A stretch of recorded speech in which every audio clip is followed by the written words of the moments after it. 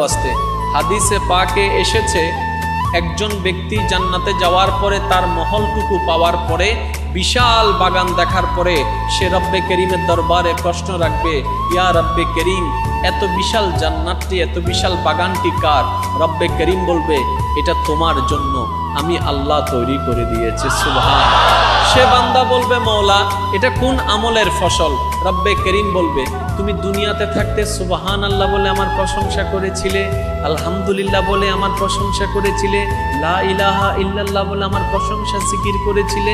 ওই সমস্ত জিকিরগুলাকে শুধু সওয়াব দিয়ে আমি আল্লাহ থেমে থাকিনি, তোমার জন্য একটা বাগান করে দিয়েছে। সুবহানাল্লাহ। কিছু কিছু কাজ আছে আমরা যে ডিপোজিট করি, আমরা যে ব্যাংকের মধ্যে টাকা জমাই, কেন? একটা সময় গিয়ে যেন কাজে লাগে, একটা সময় গিয়ে যেন। কিন্তু যেখানে টাকা জমায় অনেক সময় ইতেও দুধ হয়ে যায়,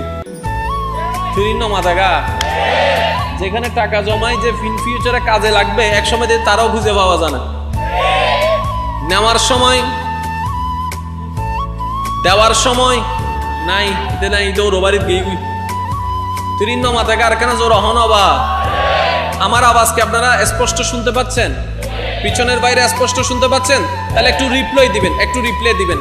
কিছু কিছু কাজ আছে যেখানে ইনভেস্ট যদি বুদ্ধি দিয়ে আমরা করতে জানি, দুনিয়াতেও লাভবান হওয়া যাবে, পরকালেও লাভবান হওয়া যাবে।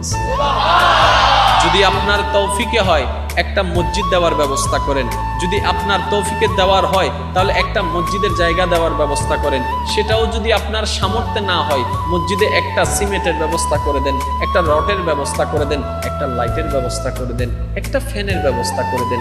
আপনি জানেন ওই লাইটের আলোতে যত মুসল্লি নামাজ পড়বে তাদের আমলনামায় যে পরিমাণ সওয়াব যোগ হবে, ওই দাতার ইমানদারের আমলনামায় আল্লাহ সেই পরিমাণ সওয়াব দান করে দিবেন। তাহলে কিছু কিছু ইনভেস্ট আছে যেটা আপনার আনলিমিটেড। আপনি ব্যাংকের মধ্যে দেখেন একটা পার্সেন্টেজ নির্দিষ্ট আছে, ওইটার বাইরে কিন্তু যায় না। জোরে বলেন না রে ভাই। এই পার্সেন্টেজগুলো কত? 3%, 3.5%, 6%, 7%, এই এতটুকুর মধ্যেই কিন্তু এখন ইন্টারেস্ট যেগুলো আমরা বলি এগুলাকে ঘুরছে। আপনি জানেন এমন একটা দরবার আছে, এমন একটি জায়গা আছে যেখানে অ্যাকাউন্ট করলে আপনার সর্বনিম্ন বেনিফিট শুরু হবে 10% থেকে শুরু, 10% থেকে শুরু। সুবহানাল্লাহ বলেন না। সর্বনিম্ন 10%, সর্বোচ্চ কত পার্সেন্ট সেটা আনলিমিটেড হয়ে যায়। 10%, 70%, 700%, এরপরে 7000%, এরপরে বলতে বলতে বলা হচ্ছে আনলিমিটেড। এখন জগৎ প্রশ্ন করে সেই অ্যাকাউন্টটা কোথায়? এবার জগৎকে কোরআন উত্তর দেয়, মানজা বিল হাসানাতে ফালাহু আশরুম সালিহা।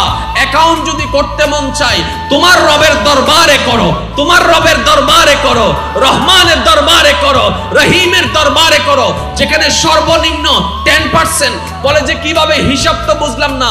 বলে যে রবের খুশির জন্য 1 দাও, রব তোমার আমলনামায় 10 দিয়ে দিবে। সর্বনিম্ন কত? 10, সর্বনিম্ন 10।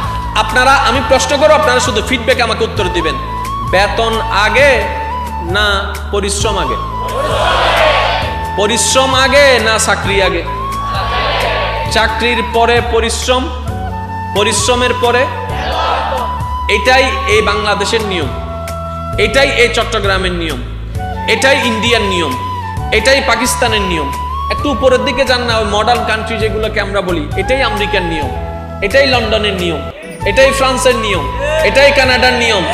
যেই দেশগুলা যাওয়া আমাদের স্বপ্ন, যেখানে চাকরি করা আমাদের মনের আশা, যে সমস্ত জিনিস টাকা পয়সা পাওয়া আমাদের স্বপ্ন, প্রত্যেকটা সেক্টরে এই জিনিসটা বলা হচ্ছে তোমার পরিশ্রম আগে, বেতন জোরে বলেন বেতন। আবার যখন বেতন নিতে যাবেন ওদের 2 মাস দিও। অনেক প্রবাসী ভাইদেরকে একটু জিজ্ঞেস করে দেখবেন, অনেক প্রবাসী ভাই এমন আছে 3-4 মাস, 5 মাস, 6 মাস কাজ করেই যাচ্ছে, বেতন পাওয়া যাচ্ছে না, কিন্তু দেশের মানুষ সেটা তার বুঝতে চায় না। দেশের মানুষ আমরা যারা আছি, আমরা প্রবাসী থেকে মনে করি টাকার একটা মেশিন, বললেই যেন টাকা চলে আসে, বললেই যেন আইফোন চলে আসে, বললেই যেন ফ্রিজ চলে আসে, বললেই যেন টিভি চলে আসে। আমরা ওনাদেরকে একটা টিভির মেশিন মনে করি, টাকার মেশিন মনে করি, যে বলতেই থাকি এটা লাগবে সেটা লাগবে। এদিকে বউয়ের আবদার, এদিকে ভাইয়ের আবদার, এদিকে বোনের আবদার, শুধু বলতেই আছে। ওই প্রবাসী ভাই কি ভাত খেয়েছে কি খাই নাই সে খবর পর্যন্ত আমরা নেওয়ার চিন্তা করি না। আমরা শুধু মনে করি টাকা দাও আর টাকা দাও, যতক্ষণ দিতে পারে বালা বালা। দেওয়া বন্ধ হয়েছে, এর চাইতে খারাপ মানুষ আর হয় না। এই দুনিয়ার নিয়ম। এই কথা কারো কোনো দ্বিমত আছে? আমি আপনার ব্যাপারে আমার ব্যাপারে কি কথা, যতক্ষণ দিতে পারবেন। আরে মা সোনার তলা রে, 2 মাস এনে নদী বইতা হনা, তুই মরিন না মারো, এদুন ঠান্ডাল হরি মরে, তুই কেন মারো। জামাই যতক্ষণ কামাইতে পারে, জামাই যখন একটু কামানো বন্ধ হয়ে গেছে, ছোট ভাইয়ের টাকা ইনকাম এখন তোমার ভাই, তোমার ভাই, তুমি আর একটু জোরে বলেন। যতক্ষণ দিতে পারবেন এই দুনিয়াকে ততক্ষণ ভালো। বউ যতক্ষণ কাজ করে খাইতে পারবে, এই বউয়ের মতো বালা আর কোনো বউ নাই। বউ একটু অসুস্থ হয়েছে, 2 দিন রেস্ট, তারপরে বদনাম শুরু। বউ ভাই হাত দে, বাবার বাড়ি দেন টেন উড়ে বেলা।